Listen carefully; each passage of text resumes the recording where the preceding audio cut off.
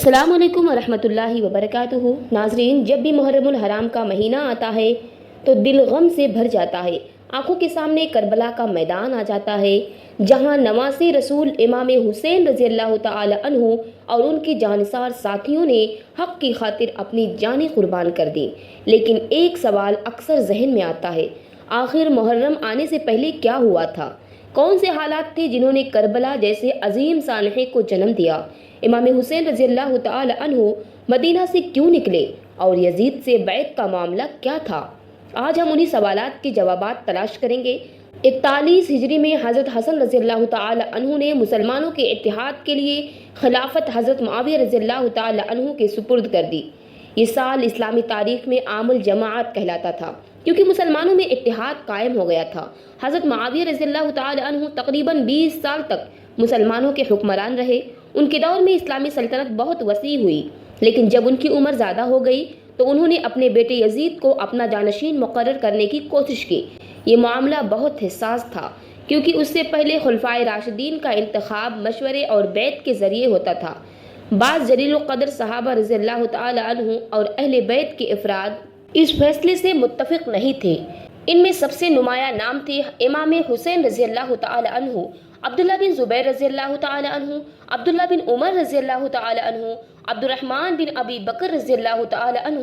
رجب 60 ہجری میں حضرت معاویہ رضی اللہ تعالی عنہ کا انتقال ہو گیا۔ ان کے انتقال کے بعد یزید حکمران بن گیا۔ حکومت سنبھالتے ہی یزید نے مدینہ کے گورنر ولید بن عتبہ کو حکم بھیجا حسین بن علی اور عبداللہ بن زبیر سے فوراً بیعت لی جائے۔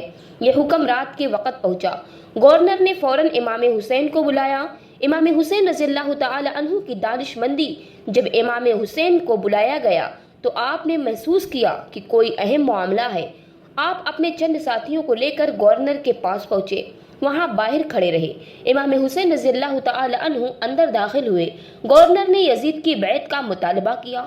امام حسین رضی اللہ تعالی عنہ نے فرمایا، میرے جیسے شخص کی بیعت خفیہ طور پر نہیں ہوتی، جب لوگوں کو جمع کیا جائے گا تو ہم بھی غور کریں گے۔ یہ حکمت بھرا جواب تھا۔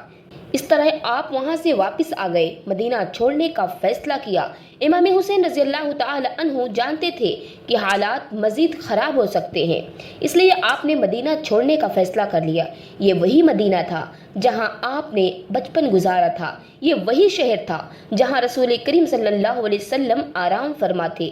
مدینہ چھوڑنا آسان نہیں تھا۔ روایت میں آتا ہے کہ روانگی سے پہلے آپ رسول اللہ صلی اللہ علیہ وسلم کے روضے مبارک پر حاضر ہوئے اور دعا کی۔ دل غم سے بھرا ہوا تھا، اہل بیت بھی غمگین تھے، لیکن حق کا راستہ آسان نہیں ہوتا۔ امام حسین رضی اللہ تعالی عنہ اپنے اہل خانہ کے ساتھ مکہ مکرمہ روانہ ہو گئے۔ یہ شعبان 60 ہجری کا زمانہ تھا۔ مکہ میں آپ کی آمد کی خبر پھیل گئی۔ لوگ جوق در جوق ملاقات کے لیے آنے لگے۔ بہت سے مسلمان آپ کا احترام کرتے تھے، کیونکہ آپ رسول اللہ صلی اللہ علیہ وسلم کے نواسے تھے۔ کوفہ کے خطوط آنے شروع ہو گئے۔ ادھر عراق کے شہر کوفہ میں حالات مختلف تھے۔ کوفہ کے بہت سے لوگ یزید کی حکومت سے خوش نہیں تھے۔ جب انہیں معلوم ہوا کہ امام حسین نے یزید کی بیعت نہیں کی ہے تو انہوں نے خطوط بھیجنے شروع کر دیے۔ پہلے چند خطوط آئے، پھر درجنوں، پھر سینکڑوں، پھر ہزاروں۔ ہر خط میں ایک ہی بات لکھی ہوتی، اے حسین ہمارے پاس آئیے، ہم آپ کی حمایت کریں گے۔ کوفہ والوں نے وعدہ کیا کہ وہ امام حسین کو اپنا قائد تسلیم کریں گے۔ امام حسین نے جلد بازی نہیں کی۔ آپ نے پہلے حالات جاننے کا فیصلہ کیا۔ اس مقصد کے لیے اپنے چچا زاد بھائی مسلم بن عقیل کو کوفہ بھیجا۔ مسلم بن عقیل کوفہ پہنچے۔ شروع میں لوگوں نے بھرپور استقبال کیا۔ ہزاروں افراد ان کے ہاتھ پر بیعت کی۔ خبریں مکہ پہنچی تو محسوس ہوا کہ واقعی کوفہ والے سنجیدہ ہیں، لیکن تقدیر کچھ اور فیصلہ کر چکی تھی۔ ایک خطرناک موڑ آیا۔ یزید کو کوفہ کی سرگرمیوں کی خبر مل گئی۔ اس نے عبیداللہ بن زیاد کو کوفہ کا گورنر مقرر کیا۔ عبیداللہ بن زیاد سخت مزاج اور طاقتور حکمران تھا۔ کوفہ پہنچتے ہی اس نے لوگوں کو ڈرانا دھمکانا شروع کر دیا۔ لوگ خوف زدہ ہونے لگے۔ جو لوگ کل تک مسلم بن عقیل کے ساتھ تھے آہستہ آہستہ پیچھے ہٹنے لگے۔ بیعت کرنے والے ہزاروں افراد چند دنوں میں غائب ہو گئے۔ مسلم بن عقیل تنہا رہ گئے۔ یہ کوفہ کی بے وفائی کا آغاز تھا۔ ناظرین کرام، یہاں سے کربلا کی داستان ایک نہایت دردناک موڑ اختیار کرتی ہے۔ امام حسین نے حالات کی تحقیق کے لیے اپنے چچا زاد بھائی مسلم بن عقیل کو کوفہ بھیجا۔ شروع میں سب کچھ ٹھیک نظر آ رہا تھا، لیکن پھر حالات نے ایسا رخ بدلا کہ تاریخ ہمیشہ کے لیے بدل گئی۔ کوفہ والوں کی بے وفائی سامنے آ گئی۔ جب مسلم بن عقیل کوفہ پہنچے تو ہزاروں لوگوں نے ان کے ہاتھ پر بیعت کی۔ گلیاں اور بازار امام حسین رضی اللہ تعالی عنہ کی حمایت کے نعروں سے گونج رہے تھے۔ مسلم بن عقیل نے مکہ میں امام حسین کو پیغام بھیجا، لوگ آپ کے منتظر ہیں، آپ تشریف لے آئیں۔ لیکن اسی دوران یزید نے کوفہ میں عبید اللہ بن زیاد کو گورنر بنا کر بھیجا۔ اس نے آتے ہی لوگوں کو دھمکانا شروع کر دیا۔ قبائل کے سرداروں کو بلایا گیا، انہیں حکومت کی طاقت دکھائی گئی۔ لوگوں کے دلوں میں خوف بیٹھ گیا۔ جو لوگ کل تک مسلم بن عقیل کے ساتھ کھڑے تھے، آج ایک ایک کر کے ساتھ چھوڑنے لگے۔ تنہائی کا درد ہوا۔ ایک وقت ایسا آیا کہ مسلم بن عقیل کے ساتھ ہزاروں افراد تھے، پھر سینکڑوں رہ گئے، پھر چند درجن بچے، اور پھر شام ہوتے ہوتے کوئی بھی باقی نہ رہا۔ مسلم بن عقیل کوفہ کی گلیوں میں تنہا رہ گئے۔ یہی وہ لوگ جنہوں نے وفاداری کے وعدے کیے تھے، گھروں کے دروازے بند کر چکے تھے۔ یہ تاریخ کے سب سے دردناک مناظر میں سے ایک تھا۔ مسلم بن عقیل ایک خاتون کے گھر پناہ گزین ہوئے، لیکن خبر حکومت تک پہنچ گئی۔ سپاہیوں نے گھر کا محاصرہ کر لیا۔ مسلم بن عقیل نے بہادری سے مقابلہ کیا۔ تنہا ہونے کے باوجود کئی سپاہیوں کو پیچھے ہٹنے پر مجبور کر دیا۔ یہ ایمان کی طاقت تھی، لیکن آخر کار انہیں گرفتار کر لیا گیا۔ انہیں عبید اللہ بن زیاد کے سامنے پیش کیا گیا۔ عبید اللہ بن زیاد نے ان کے ساتھ سخت رویہ اختیار کیا۔ مسلم بن عقیل نے پوری جرأت اور استقامت کے ساتھ حق بات کہی۔ آخر کار انہیں شہید کر دیا گیا۔ شہادت سے پہلے انہوں نے خواہش ظاہر کی کہ امام حسین رضی اللہ تعالی عنہ تک خبر پہنچا دی جائے تاکہ وہ کوفہ نہ آئیں، لیکن تقدیر اپنا فیصلہ لکھ چکی تھی۔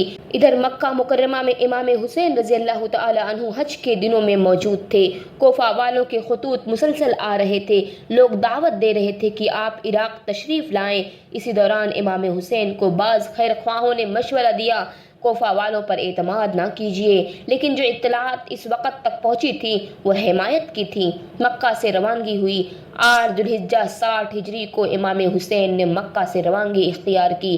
آپ کے ساتھ اہل بیت، خواتین، بچے اور وفادار ساتھی تھے۔ یہ قافلہ صرف ایک سفر نہیں تھا، یہ تاریخ کے عظیم ترین قربانی کے سفر کا آغاز تھا۔ سفر کے دوران مختلف مقامات سے لوگ ملتے رہے، بعض نے حمایت کی، بعض نے خطرات سے آگاہ کیا۔ پھر ایک مقام پر امام حسین کو مسلم بن عقیل کی شہادت کی خبر ملی۔ یہ خبر انتہائی تکلیف دہ تھی۔ قافلے پر غم کی کیفیت طاری ہو گئی۔ مسلم بن عقیل صرف نمائندہ نہیں تھے بلکہ خاندان کے فرد تھے۔ مسلم بن عقیل کی شہادت کے بعد بعض ساتھیوں نے عرض کیا، یا ابن رسول صلی اللہ علیہ وسلم اب واپس چلتے ہیں، لیکن صورتحال پیچیدہ ہو چکی تھی۔ قافلہ سفر میں آگے بڑھ چکا تھا۔ امام حسین نے ساتھیوں کو اختیار دے دیا، جو جانا چاہے واپس جا سکتا ہے۔ کچھ ساتھ رہ گئے۔ اسی دوران حکومت کی طرف سے ایک لشکر روانہ ہوا جس کی قیادت حر بن یزید کر رہا تھا۔ حر اپنے ساتھیوں کے ساتھ امام حسین کے قافلے تک پہنچ گیا۔ یہ وہ لمحہ تھا جب حالات مزید سنگین ہو گئے۔ حر نے امام حسین کا راستہ روک لیا، لیکن انہوں نے جنگ شروع نہیں کی۔ امام حسین نے ان کے سپاہیوں کو پانی پلانے کا حکم دیا۔ شدید گرمی تھی، پانی کی کمی تھی، اس کے باوجود اہل بیت کے قافلے نے دشمن سمجھے جانے والے لشکر کے ساتھ بھی حسن سلوک کیا۔ حر کو حکم ملا کہ امام حسین رضی اللہ تعالی عنہ کو نہ مدینہ واپس جانے دیا جائے اور نہ کوفہ پہنچنے دیا جائے۔ چنانچہ قافلہ ایک نئے راستے پر چلنے لگا۔ آخر کار 2 محرم 61 ہجری کو ایک میدان میں پہنچا۔ امام حسین نے اس جگہ کا نام پوچھا، جواب ملا کربلا۔ یہ نام سنتے ہی آپ نے فرمایا، یہی ہماری آخری قیام گاہ ہے۔ کسی کو معلوم نہ تھا کہ یہی میدان تاریخ کی سب سے عظیم قربانی کا گواہ بننے والا ہے۔ ناظرین اکرام، اب امام حسین کا قافلہ کربلا پہنچ چکا تھا، لیکن آزمائش ابھی شروع ہوئی تھی۔ اب وہ مرحلہ شروع ہونے والا تھا جس نے تاریخ اسلام میں صبر، وفا اور قربانی کی ایسی مثال قائم کی جس کی نظیر نہیں ملتی۔ کربلا میں خیموں کا قیام ہوا۔ امام حسین نے اپنے اہل خانہ اور ساتھیوں کے ساتھ کربلا کے میدان میں خیمے نصب کیے۔ یہ ایک خشک اور گرم علاقہ تھا۔ قریب ہی دریائے فرات بہہ رہا تھا جس کا پانی زندگی کا واحد بڑا ذریعہ تھا۔ شروع میں پانی تک رسائی موجود تھی، لیکن دشمن کی فوجیں مسلسل بڑھ رہی تھیں۔ کوفہ کے گورنر عبید اللہ بن زیاد نے ایک بڑا لشکر روانہ کیا جس کی قیادت عمر بن سعد کے ہاتھ میں تھی۔ وہ ہزاروں سپاہیوں کے ساتھ کربلا پہنچا۔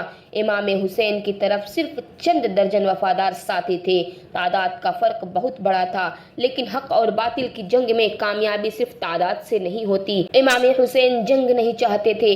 آپ نے کئی مرتبہ مذاکرات کی کوشش کی۔ آپ نے فرمایا کہ اگر لوگ اب نہیں چاہتے تو میں واپس چلا جاتا ہوں یا کسی سرحدی علاقے کی طرف چلا جاتا ہوں، لیکن عبید اللہ بن زیاد کی طرف سے سخت احکامات تھے۔ حالات دن بدن کشیدہ ہوتے گئے۔ پانی بند کر دیا گیا۔ 7 محرم 61 ہجری کو ایک نہایت دردناک حکم جاری ہوا۔ امام حسین کے خیموں پر پانی بند کر دیا گیا۔ دریائے فرات پر پہرا بٹھا دیا گیا۔ کسی کو پانی لینے کی اجازت نہ تھی۔ شدید گرمی تھی، ریت تپ رہی تھی۔